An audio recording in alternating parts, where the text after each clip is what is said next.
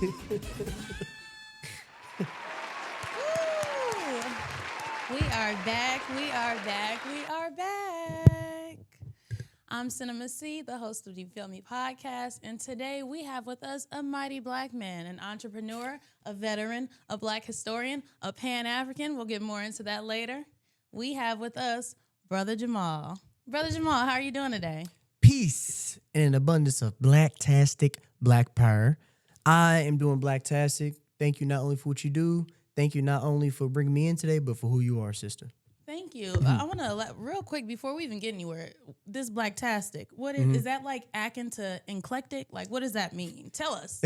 So, black-tastic basically just means an abundance of things that center around something that's going well, something that's good, something that's peaceful, something that's optimistic rather than pessimistic. You know, it's it can be used in various ways, just as long as it's, you know, going towards the progression, advancement, and liberation of our people to some magnitude, degree, or measure. Positivity. For sure. I love that. It reminds me of Black Dynamite or something. Have you seen that movie? Man, have I seen Black Dynamite? Yes. That was my I stuff love Black with Michael J. Dynamite. White. Yes. Because after Boondocks was over, Black Dynamite was kind of like my new thing once Boondocks stopped. Yeah. Well, you know he does his own stunts, right? Oh, Michael J. White? Yeah, did you know? Yeah, he's like really trained. like a master, he's too. He's like a black belt, brown belt. He's something. So shout out to him. I was surprised when I asked for your top 5 favorite movies that wasn't on there, or Malcolm X. Yeah. So speaking of your top 5 favorite movies, should you tell them or should I? No, you go ahead and tell him, sister, because you say it's something about the black woman. The way y'all say things, articulate, and do things, it's just more elegant and refined. So if you don't mind, my sister. Now you didn't hype me up. I'm just about to give him a list. So, The Wood. For sure. Friday After Next. For sure. Sinners. Yes. Juice and Rush Hour. Did I nail it? You did, my sister. Okay, those are some pretty good movies. It makes me feel good about my taste in films coming from you, the professional. I want to talk about, before we even get into that, I want to talk about your TV show. I came across, I Googled you. I had to, because I'm going to do my research, my background. For sure. But I came across what is it? The Fist of Plight? Yeah, Fistful of Plight? Yeah, Fistful of Plight. Yeah. Tell us about that, because it kind of gave me a GTA feeling. I really enjoyed it. And I like the breaks in the shows. Like, first it was giving GTA, and then we stop and we see you giving a speech a little bit, and then we got some Naptown tunes. I felt like it was some poetry in there. Yeah, it was everything. Tell us about it. First of all, I appreciate that, sister. Yes. But so episode 1 of my Fistful of Plight animated series is basically just the visual adaptation of my Fistful of Plight book. Because a lot of people know about my board game that teaches you Black history and Black culture. My app that you can download on your phone for free. What's the app called? It's called Knowledge of Self. Knowledge of Self, Yeah. just like the board game, right? Just like the board game, yeah. Oh, you did your homework, sister. Hey, I got A's in school. But yeah, like my Fistful of Plight novel, and you know the visual adaptation of Fistful of Plight animated series, episode 1, pilot episode, gives you romance, re-education, comedy, all in a black-tastic fashion, and it's giving you different alternatives. It's giving you the Black plight, the overall Black experience, in a black-tastic manner, so you can get some inspiration, empowerment, and learn something at the same time. So yeah. And did you create it, produce it, wrote it? Who put it together? Like the visuals? How was that process? So I'm 28 years old. I served active duty in the U.S. Army from 18 years old to 23 years old. Thank you. And thank you for the service you provided me. But man, I'm trying to condense this story down because it's long. Long story short. 5 minutes, brother. Yeah. Just like, Long story short, I picked up on reading Afrocentric and Black-focused books, literature, other works and materials while in the Army because I was never privy exposed to that, right? So then that led me to create different things, my apps, services, and products I have now. And I wrote my book while I was in there, didn't release it until 2023 or 2024. Then I was like, man, a lot of people, I'm not saying our people don't read, but a lot of our people don't read or they don't have the inclination or confidence to pick up a book or some literature. So I was like, boom, how can I make something to where they can get this information that I learned from reading books and have fun? I made my board game. The board game is successful. Restocks in 3 weeks. I got an investor. Then I was like, boom, what's something else I can do? I said, I got this book. Oh, what if I made it to an animated series? Took me 3 years. I found the animator. Ironically, he's from my East, just like me. what? His name is Brian. He's dope. Brother Brian, he is dope. He goes by 3. He said, "Hey man, I'm just not getting into animation. You know, can we work?" And I said, "Yeah, let's do it." So you know, me and him collaborated on that. It's the pilot episode, and you know, now that I have some investors and contracts, the next 6 months a year, you know, I'm definitely gonna get episode 2 up and running. And we actually recorded the character voices here. Awesome. So yeah. Awesome. I want to know more about just the process because you're basically a filmmaker. Would you say? Oh yeah. Add it to the list, okay? So we got entrepreneur, veteran, Black historian, Pan-African community leader, and a filmmaker. Yeah, for sure. So what's next with that? Man, with the animated series. Yeah, what's next? Man, next with the animated series, first of all, Brother Brian, the mighty black man himself, he has such a unique sense of creativity and artistry. He's got even better with animation since that episode. So I know when I hit him up, it's going to be better visually. The story is going to hit more because episode 1 is kind of like the introduction to the characters and setting the scene and setting the tone and the message of the animated series. But episode 2 gets more into the history, the culture. Also, Indianapolis. It's based in Indianapolis, by the way, out east. Because, you know, I grew up out east.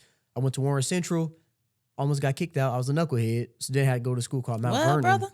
Yeah. It was before I had Brother Jamal. I was just Maul at the time. Oh, wow. So, Yeah. so there was a transformation. And For sure. So Yeah. on your website, I saw like you were FKA, formerly known as, right? Yeah. Tell me about that process, like because I mean I've read the Malcolm X book in high school. I saw the movie. Oh, you did? We know he went from Malcolm Little to Malcolm X. So what is that process of being like formally known? I think even Prince, like the artist formerly known, like what is that process like? How did you get to a point where you're like, you know what, I'm not Jamal Nelson anymore? Wow. And why Jamal Shabazz? Because I really, I don't know if that last name like has a certain meaning. It does. Why not Jamal X? Man, my sister. Wow, you are great with these questions. It's been a lot of podcasts. It's probably the best line of questions I've ever had. Wow. People hate to be questioned by me outside of podcasts. That is hilarious. Wow. But while I was in the military, right, I went through this internal transformation or internal metamorphosis. Because again, that's when I picked up on reading books. And I wasn't just gaining and obtaining information, but also inspiration as well, right? So as I'm reading these books, learning about history, our history, I'm thinking of myself differently, our people differently, the world differently. And I'm in the Army, so I'm meeting and interacting and engaging with people from innumerable geographical locations all across the world. Some people out of high school, boom, they go to college and they meet new people, right? I'm in the Army, so I'm literally living with people from all over the world, gain new perspective, insight, keen knowledge, and supreme wisdom from different experiences and upbringings. So that was already a change. Then I'm getting into these Afrocentric and Black focused books. I'm learning about these pivotal and notable Black figures, all this history. I'm like, wow, it was like something just woke up in me, this spark, this light cut on in me. And that just changed everything about me.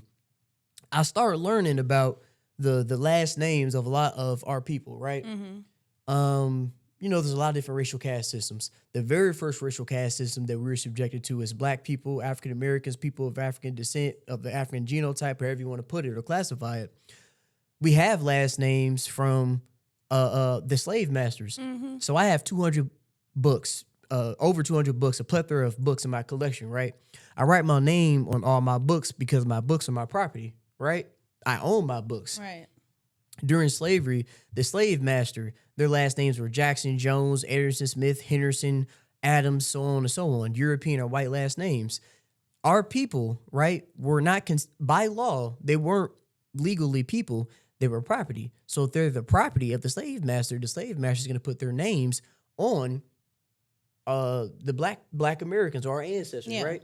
So that's why a lot of Black people today have last names, especially watching football, any type of athletics. On the back of their jerseys, you see Jackson, Jones, Anderson, Smith, so on and so on. Williams, so on and so on, Johnson. Right? And Johnson, the biggest one. I know. I'm surprised you ain't say it. Yeah. And that's because the biggest plantations in the South, Georgia and Alabama specifically, the biggest plantations were owned by Johnson and Williams and Anderson. That's why a lot of Black people have those last names, European or white last names. So I was like, man, my last name is Nelson. I looked that up. It's French. It's a European white last name. I said, well, it felt like a microaggression, micro insult. Ooh. Yeah, when folks say Jamal Nelson, it felt like a punch. Yeah. Right? So I was like, man, I felt like a hypocrite, and I was contradicting not just what I'm professing or my work or my efforts, but myself first, because I'm walking around with a last name that I have no connection to spiritually, culturally. I have no connection with it. And I mean, another reason why was because, my biological father wasn't in my life growing up. So that's another reason why I'm not about to keep that name. Mm-hmm. But I said, you know what? I'm going to change my last name. Took me about 5 years to settle on a name I felt that was a reflection of me. That's some good thought. Like, just for a second, like, how quickly do people name kids right out the hospital? That day, you sat for 5 years. Tell me more. Yeah, I sat for 5 years. My sister, I feel like I need to be paying you now because of how great you are doing with this podcast. Thank you. Wow, man. Y'all make sure y'all tap in and support this Blacktastic woman. Thank you. Man. But, yeah, I chose Shabazz because it means a mighty and glorious people in the Arabic language. And because out of all the books I have in my book collection, my favorite book, the book that's been most impactful, of value, and transformative for me is the autobiography of Malcolm X. Out of all the books I've read, and he was, like you said, mighty black woman, you are very intelligent. He was born Malcolm Little. Then, his nickname was Detroit Red. Then he changed his name to Malcolm X. But then when he completed Hajj, because he was a Muslim, he changed his name to El Hajj Malik El Shabazz. And Shabazz means, again, a mighty and glorious people. So I said, you know what? I love what that name means. I can connect to it, a mighty and glorious people. And that's the man whose teachings and blueprint made me who I am today out of all the other pivotal black figures I've tapped into. So I'm going to pick Shabazz. So I don't have kids yet. God will bless me one day. But I was like, when I have kids, I want to make sure they don't have to go through that same, identity crisis I went through. Yeah. I know, that's right. Let's clap it up for that. Oh, yeah. It's clapping. Yeah. For sure. I want to ask you about one of your favorite movies. When Tupac Bishop enters the scene and he says, Raheem is dead. Somebody shot him. Raheem is dead. Somebody shot him. Tell me what you would be going through if you were Q.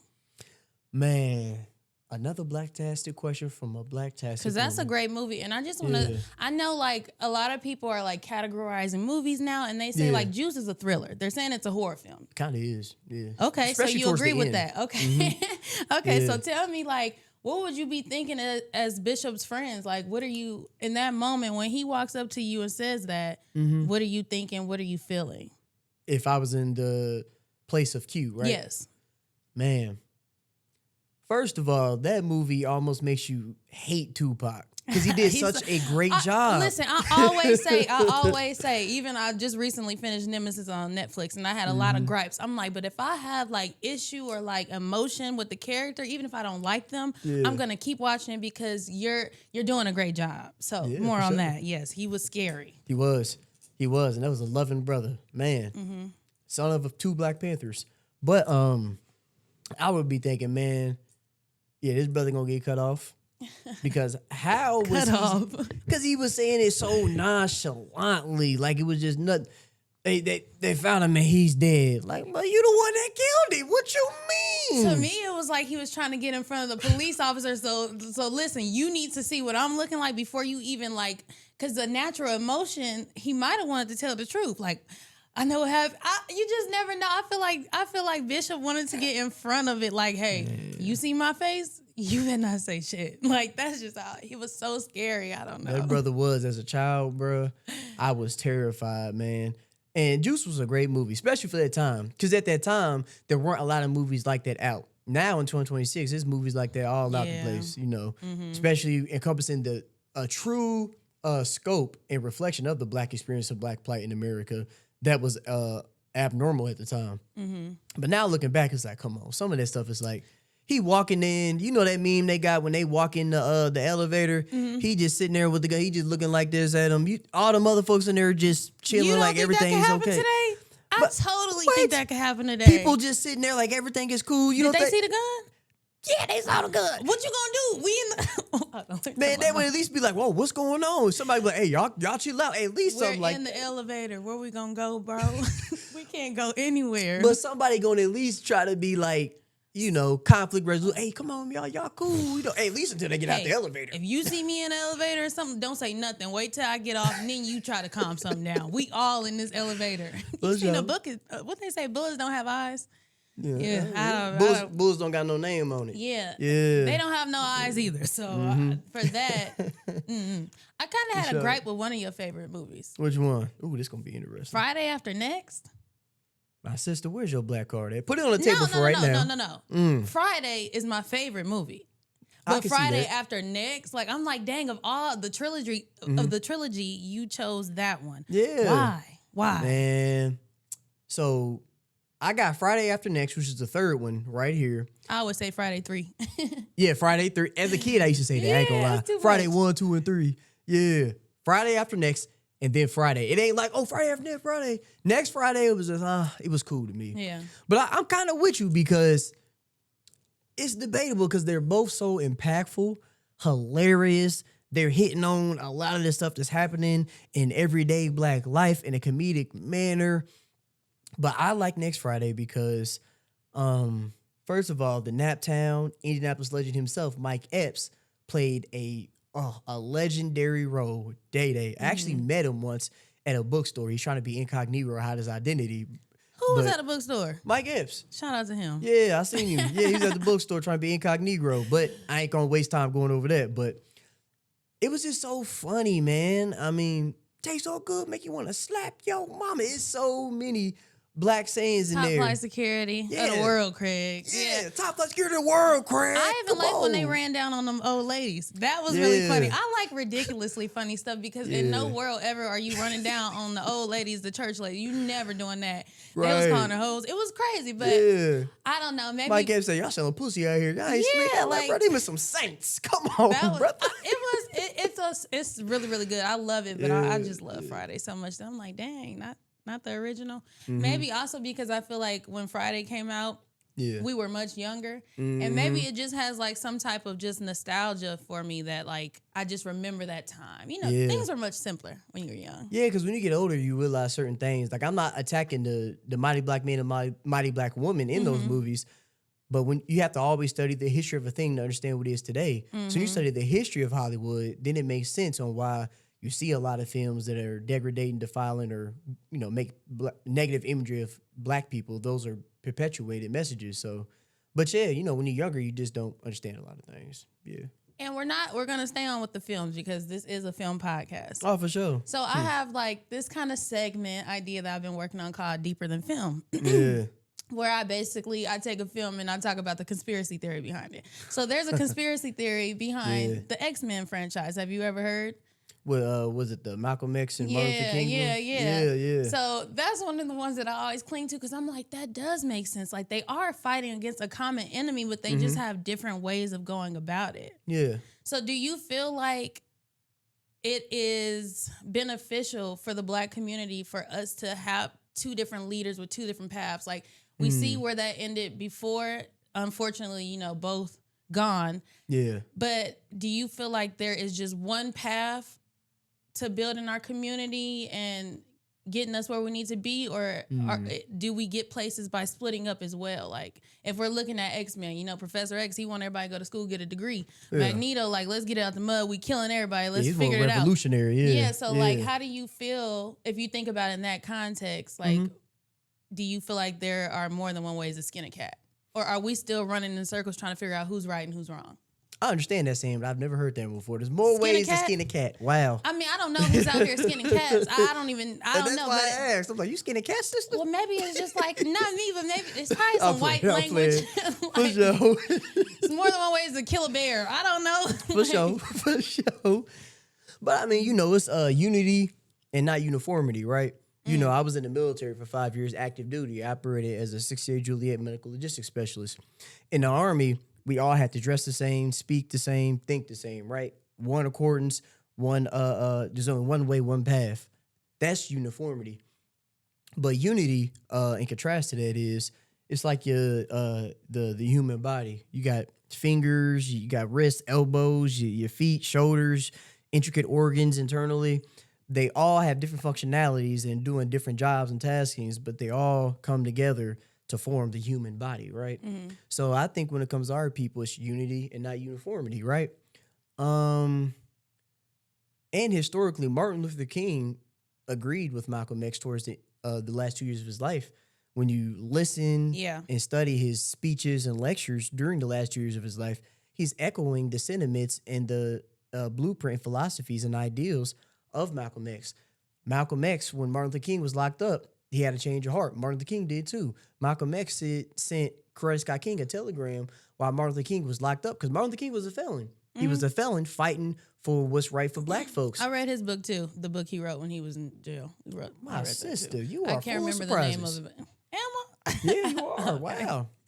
But yeah, so I know about this as well. But yeah, they were trying to come together on a lot of things because they realized, why are we focusing on our differences? Why not come together on some mutual, on one accord and mutual consistency on what we agree on?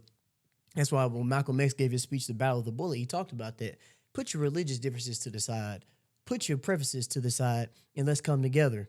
I mean, I work with people that I don't agree with 100% all the time, but the main meat and potatoes we agree on, so let's do it. I have worked with Andrea Hunley with her content. I did a video for her mayoral announcement for her campaign, right? And she's married to a white man. We're gonna get on that too. Yeah. Not necessarily Andrea, but oh yeah, she's a mighty black woman. Yeah. We're human beings. We're not gonna agree on everything. Yeah. What do we agree on, and how can we help the people? So, yeah. Yeah, I agree with that. This kind of segues into I want to know more about Pan-Africanism because Yes, I'm not ma'am. gonna lie. When I hear Pan-African, I think Dr. Umar.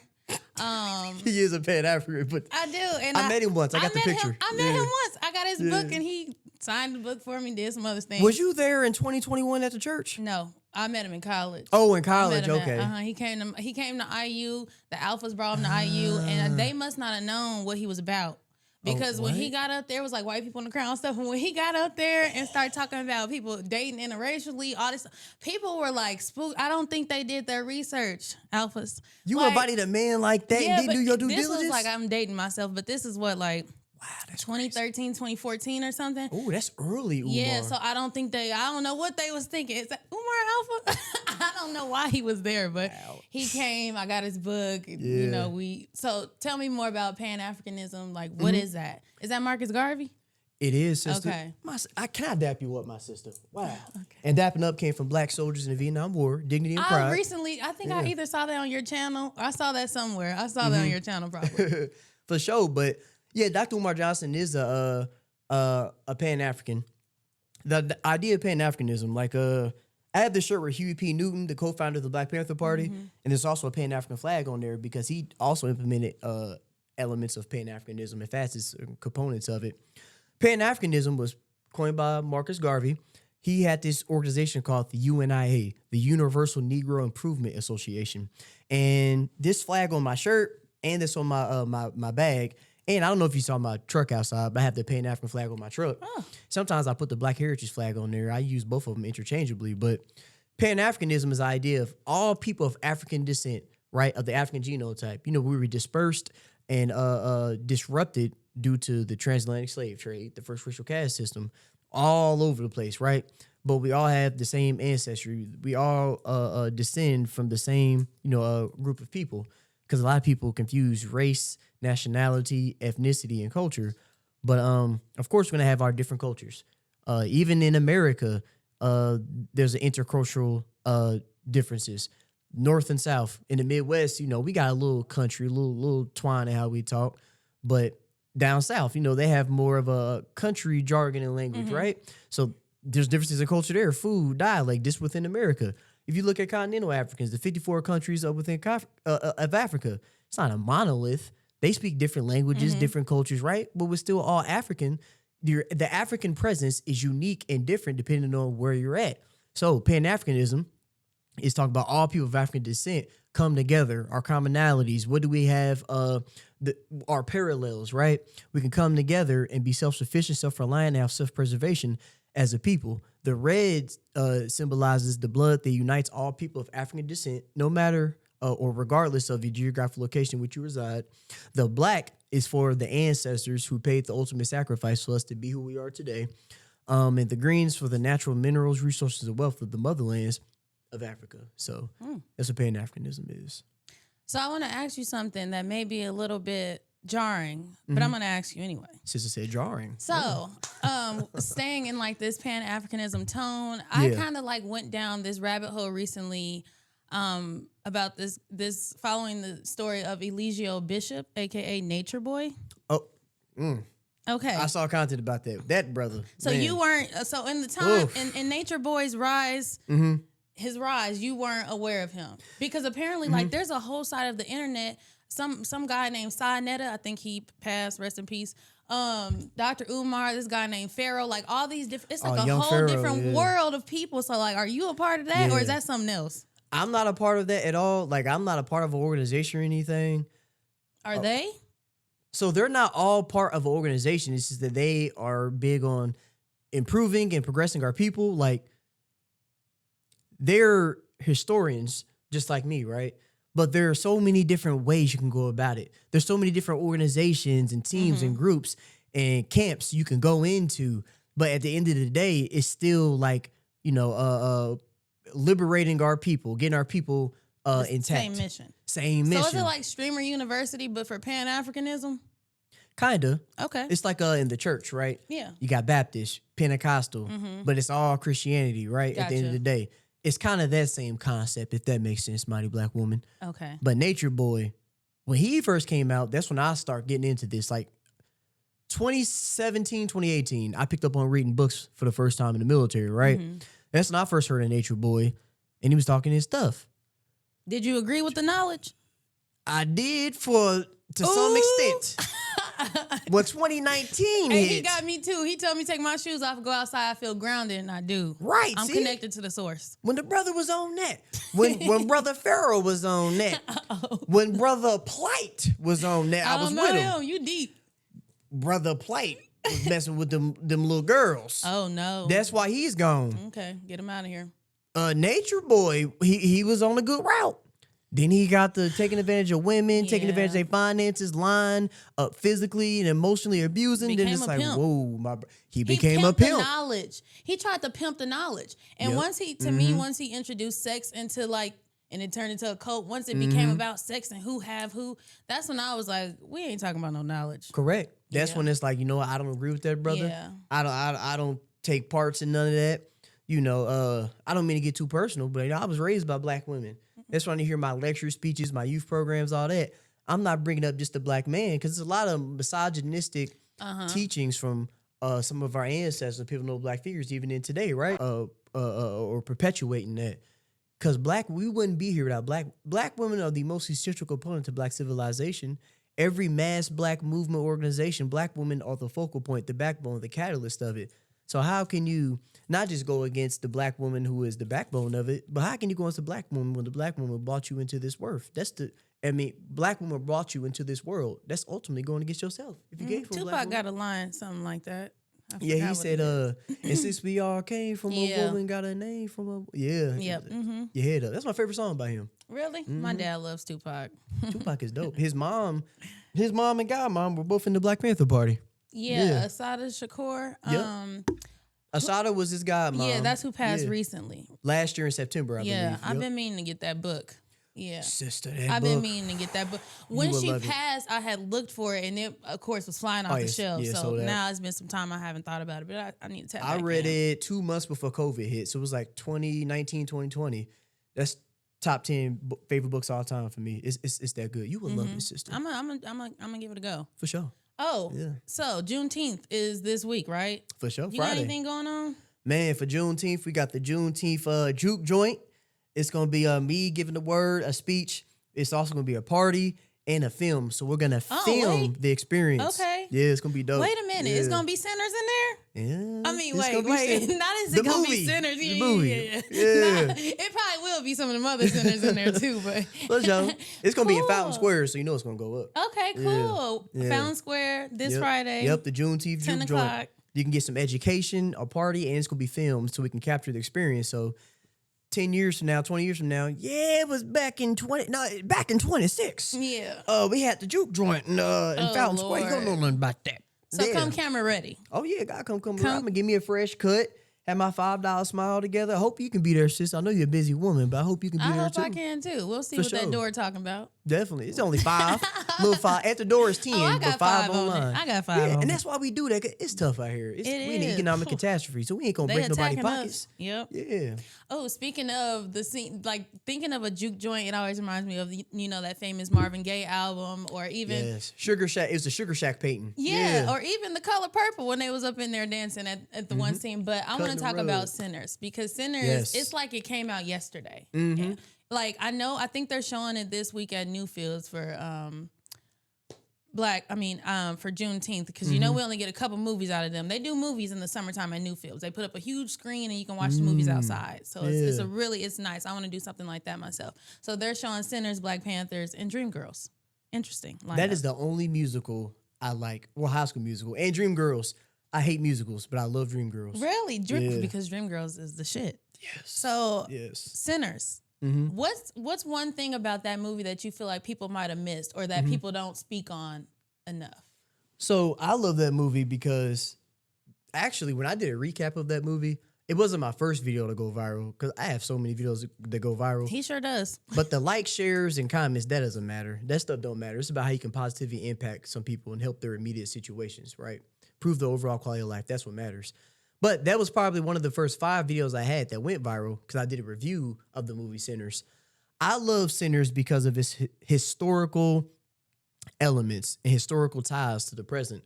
Like when they were in the, it wouldn't be called a car, but they were in that. The buggy. Yes, they were in the buggy, right? They were going through the fields. And a lot of my students in my youth program was like, oh, yeah, they're looking at the slaves. I said, no, they weren't slaves. Yeah. They were sharecroppers. There was a new racial caste system that came out after slavery because Malcolm X said racism is like a Cadillac that come out with a new model every year. Ooh, he Share- said that? Yeah, Malcolm X. Hey, you gotta get on Malcolm Tap back X. in. Yeah. I be getting a little beside myself sometimes when I start listening too much. Like, Yeah, you don't want to get too I'm lost. already.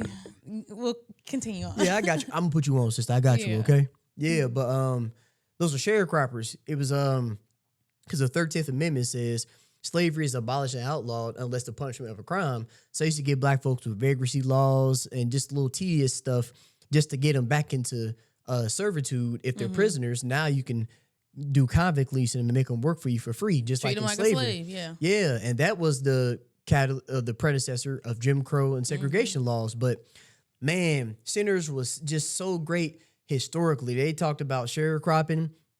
They talked about juke joint. That's why we named it a juke joint, because juke joints were around during Jim Crow laws when black people couldn't go to certain places to party, have fun, to cut a Yeah. rug and do your thing. So they had the juke joints to where this is a safe place, a safe haven where black folks can have fun and do their thing without fearing white terror. And they really was just mad because we have natural rhythm. We do got We natural couldn't come rhythm. dance with y'all. Now we don't want Yeah. to. Now y'all want to do what we doing. Like I don't even dance, right? Can you dance? I can't. I got rhythm, but I can't dance. Yeah, okay. I got a little that's two-step. okay. I understand. Yeah, for sure. But that's why I love Sinners, man. You know, and it talked about the evolution of music, right? Mm-hmm. All popular genres of American music stems from black folks and the black plight. Yep. Negro spirituals sung during chattel slavery led to the developments of gospel, soul, jazz, classical, blues. house music, the blues, hip hop, rap, rock and roll. All these musical developments came from us. So I loved how they incorporated that into Sinners. And Michael B. Jordan actually liked and commented on one of my posts. What? Yeah. But hey, tag him in this. Michael. Oh yeah, I'll No, I'm try. just playing. I try. Every time I've had so many celebrities that tap into my stuff, but it's hard to get them to answer a DM or email. Yeah, it'd be like that. But he killed that role. The sister, who was it wasn't Voodoo, the Hoodoo practicer. She killed that role. I mean, it was just it was phenomenal. Blacktastic all around. How do you feel about Grace, the Asian lady, being the one to kind of let the monsters in? I thought that was a great reflection of when Asians. And I'm sorry, really quick, especially right now in today's climate, you know, I was with just the about to recent make that verdict, you know, the recent verdict of Rick Child, the murder of Cyrus Belton, and even afterwards, his son getting on TikTok saying, "Don't come to our stores no more." Then, like, we wasn't like our money don't mean nothing, and you're in a 40% black neighborhood, like so. And now look, even in the time I was pissed at Grace. So even like right now, especially like, what did that scene mean to you? It was a great reflection of, because you know when a lot of Asians came over at the time, even Irish immigrant. Fun fact, when the Irish immigrants came over here, Irish weren't classified as white. They were just Irish. So they were in the poor, dilapidated, and just bad living conditions as black folks back in the day. So white people literally treated Irish like they were us, even though we got treated way worse than they did. They were seen in the heads of the white masses as, you know, undesirables, just like us. So they lived among us. That's why I liked it about Sinners, because the Irish was living with us, and the Asians, when they came over here, they were poor too. So they were opening up shops in black neighborhoods, right? Historically. So when you have the sister that got killed by a grocery store owner, and that's why Tupac in that song. In 1992 riots, the Watts riots. That's the why Watts riots. Yep, the Watts riots. Oh, I wish I could remember your name, sister, because I can't, and I feel bad about that, but that is what's part. She was 12 years old. They said she was still in orange juice. I remember all the facts, but I just can't put a name on it. So many people, so many things have happened, but yeah. But there's been a lot of times with Asians that have come here in America, and Jewish folks as well. They'll open up these shops in black communities and neighborhoods, and they don't respect us, but they want our money. But the problem with our people is today, why do we keep supporting them financially and socially? Why are you getting black-owned products and items from Chinese beauty shops, Asian stores, right, when you can go to Sister Laviciana who selling these products? From my hair, I go to Sister J. I get my products from her, a black woman. Why are you getting black items from these Asians and they call you nigga the minute you leave the store? Got all these cameras around because they think you're going to steal from them. That is the fault of our people. Convenience. Yeah, conveniency. But then in 2026, in all due respect, sister, I ain't trying to hear that shit. Oh, yeah, convenience is crazy. I mean, you can order anything. But I'm saying online, historically, but I think for sure that has spoken to the change in the climate, though, right? Yes, at least socially, because as soon as that his son posted that, oh, don't come to our stuff anymore. I saw that video. I didn't know that was his son. Yes, that was his son. Wow. The one that also chased Cyrus down. He got on the internet talking smack. Oh, don't come to our stores no more. Black people around the country started boycotting all the Asian shops. As and then the Asian people made him take the post down, and he did. And then they been on there apologizing and shit because they want the money. But Grace letting the monsters in. I mean, her husband was outside. Her daughter's at home. She's scared to death. I try to look at it from like just a human being standpoint, like an emotional, but at the same time, you're a human that happened to be Asian around a lot of niggas, and you killed us all. She didn't care enough about the black folks. She was worried about her family and stuff. It's like, but the human instinct should be survival.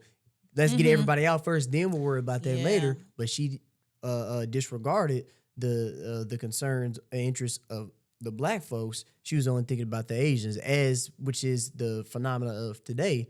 They don't care about black folks. They worried about Asians, they own folks, as we should be worried about our own people. You know what I love about movies and just TV and film in general, but still on this one, is that, okay, let's say the movie's 2 hours, so we know it's going to end. Yeah. So somewhere beyond in the movie, I'm always looking for like signs or like foreshadowing.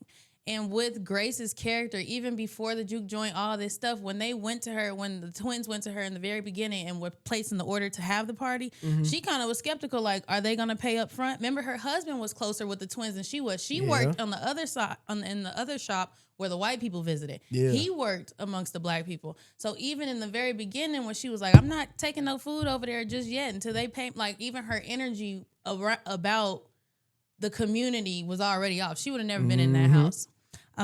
She'd never been to a party messing with me, but that's why I said maybe I don't need no more content because I have my ways.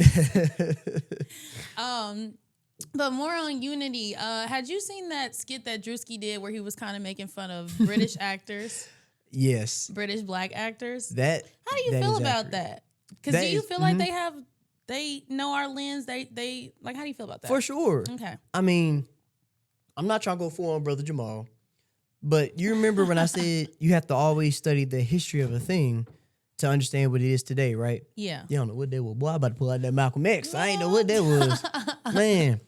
But okay. To explain Drewski's skit, you have to always study the history of a thing to understand what it is today. So Hollywood is predicated upon anti-blackness, right? Mm-hmm. You had Jewish immigrants that came from Germany and places of Europe. Just coincidentally, they so happen to be Jewish. They come to America to flee their poor treatment in Germany, right? When they come to America, they go to New York. Ellis Island. And you have a good hand of these Jewish German immigrants who get into filmmaking, right? But they leave New York because Thomas Edison had a lot of influence and power when it came to the film industry. He didn't want them making movies. So then they go to the West Coast of California and they create these major Hollywood studios, Paramount, Fox Studios, MGM, Warner Brothers. They've been around a while. A long time. You know, in the beginning of the movie, all these intros, all these big film industries and stuff, they were started by these Jewish German immigrants.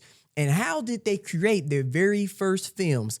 By perpetuating black stereotypes, negative imagery of black people, animalistic, cannibalistic, hypersexual. They eat watermelon. They have no intelligence. So boom. That is why we have a lot of films today that make black people look horrible and bad. So that skit from Drewski was very accurate because he's showing, I'm thinking probably unintentionally or not deliberately, but it was undergirded by historic context of how black people, specifically black Americans, are dismissed and disregarded, right? Mm-hmm. For, in this particular situation, acting roles. I love my black brothers and sisters in the UK, universally and globally.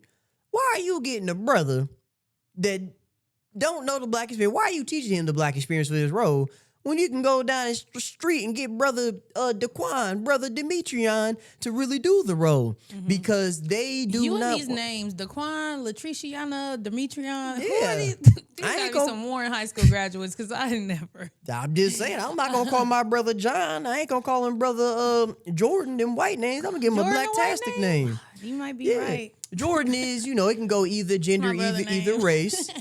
But if you look up the origin of the name Jordan, it's gonna be European or white. But what about the Jordan River The Jordan River. in Africa? A lot of I the got him. she didn't get me. You are funny though. I'd pay good money to see you do stand-up comedy. People always say that. I used to do open mic poetry, and when I would tell people, Really? when I would tell people I do open mic, they'd be like, comedy? I'm like, no. Well, hey, Questy's doing an open mic in 2 weeks. Would love to see you there, sister. Oh, it's been a while. Yeah. I gotta dust myself off. Oh Lord, yeah. But- the plight. I do feel that though. I feel like maybe they're paying less, or maybe they just feel like they have less of a connection. Because why would you go get? It's a million of us here. Why Yeah. would you? It's like Because it's a wealth disparity. They're continuing to perpetuating the wealth disparity. They don't like black folks black Americans making a lot of money because that then jeopardizes the white. wealth disparity. The British are coming. The British are coming. That's That what is they hilarious. should say. That's exactly what they should say. Because the wealth gap, they need that wealth gap to be there because of capitalism. Capitalism is backwards and vicious economic system. It keeps black people in domination. Really, a new racial caste system, and white people thriving. So they don't want to pay black actors because then they would give them more money. So yeah. I'm not surprised. They don't. It always kind of gets wrapped up with they don't want to pay us. Like that's just what it is. They don't want to pay us. Okay. So I have a question about the movie The Wood. For sure. Mackin' and hanging. Mm-hmm. It's really centered around relationships and love. That's just what I always get out of it. Definitely. And so I want to talk about the fact that Ro was not prepared to get married. Mm. And if there was a part 2 to The Wood, what do you think that would look like? Do you think everybody rode off into the sunset? Or how do you feel like the story would have progressed or gone on? That is an excellent question. Wow. I think Well, We putting some pressure on the black man because this is the day of your wedding. Where are you? And not only are you just hungover, but we're literally driving down memory lane. trying to find them. The whole day we down memory lane. Like, do you want to do this or not? The brother was tripping in the movie. That ain't the day or the time where you got cold feet. You should have had cold feet way before that, or been contemplating your decision way before that. That was very disrespectful to the mighty black woman to do that the day of. Got her hooting and hollering, wondering where you at, feeling like she's less than what she is. Because, society, especially Americanism, socializes and maneuvers a lot of men in the patriarchy to think, it's not cool to have just one woman, right? They think the end thing is to have multiple women, or you a simp, or, you lame for having one woman to settle down with, right? So, especially in the 90s, it was a thing to have, a lot of different women and stuff. Some fellas are still like that today. It still is, apparently. 2026. It's still like that for a lot of brothers. The movies just aren't as great. It's not. Man, but, I like how towards the end, the brother got right. And even Omar Epps in the movie got his little lady. I like how they did that because... Alicia. I love Alicia. Yeah. I always hated the fact that Alicia didn't grow up to still be Alicia. I think her name is Melissa. She's from the Soul Food series, but she grew up to be Sanaa Lathan, which is fun fact. Omar Epps and Sanaa Lathan met each other on that set and started dating. And then a year later, they did Love and Basketball together and they were still dating. And then a year later after that, they broke up. I didn't know that. Yeah, so they met on that set. I loved me some Sanaa Lathan. I love Omar Epps. That's a mighty black woman right there. What scene do you feel like in that movie you relate to the most? Because it's really about boys coming of age. I just watched it because it was good. But the battling, like, do I join a gang or do I go play baseball? How do I get home from school? How do I tell a girl I like her and her brother's, leading the Bloods? Like, just kind of navigating boyhood in the hood. Yeah. Like, what did you relate to the most from that movie, you think? I hope I'm not getting annoying or being redundant. You are hitting me with another black-tastic question. Bro, can you press the button for you? Hand clap to the questions. Man, you are killing it. Thank you. But what I like most about the movie is I love how it highlighted, just be yourself. She gonna like you if you just be yourself. Because I'm 28. It took me till I was about 23 to realize it ain't no magic pickup line. It ain't you gotta have a lot of money. Some of these ladies out here think you gotta send them a cash app first just to go on a date.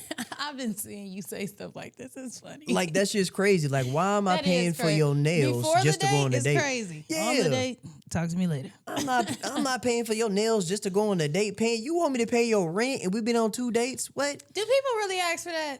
I think men are just taxing it, but this is not the episode for that. Yeah. Because I will be honest, there's only been one woman who's asked me that out of all the women I've, catered to or been on dates with.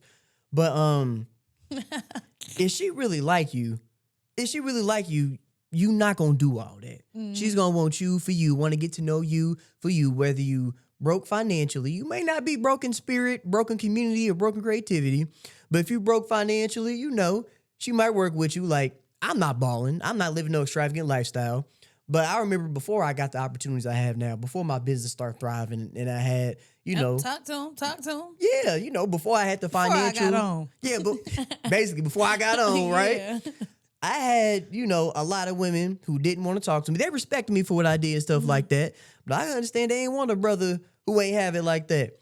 But it is interesting now that I got a little something. Some of them are slowly trying to come back. But I remember some of them who did entertain me when I didn't have it. I respect them still, and I still keep in contact with them. Yeah, it's giving Mike Jones. Yeah, back then they didn't want me. But also, I hate when men say that, because how come it wasn't even the fact that maybe you didn't have financially, or maybe you didn't have X, Y, and Z. Maybe it was just that they saw you still getting your passions together. They saw you chasing the vision. And sometimes you don't want to be in the line of sight when a man is chasing the vision. Focus on that. Get to where you want to be. I'll be over here. Oh, you got some money now too? Hey, Yeah. So we'll get on that. But favorite quote from The Wood? Man, my favorite quote from The Wood is so many of them. Man. Stacy? Nigga, don't say my name. He was being I don't federal. like that. That's my mama's name. Yeah, well, your mama named Stacy. Yeah. Wow, that is hilarious. I love that name. I love that part. What else? Let me think. When he was getting beat up, he said, and then I saw a hand from the heavens. Oh, no, wait. That was him. Yeah. I don't have a favorite quote, but I do have a favorite scene. Tell me. I love when I'm a very sentimental brother. I'm very loving, man. Like, I'm the type of brother that always tell folks, you know, fellas, don't be leading women on and you're not going to be serious. You don't need all these different women. Find you one and rock out with that mighty black woman. Mm-hmm. I love the scene when I love me some Luther.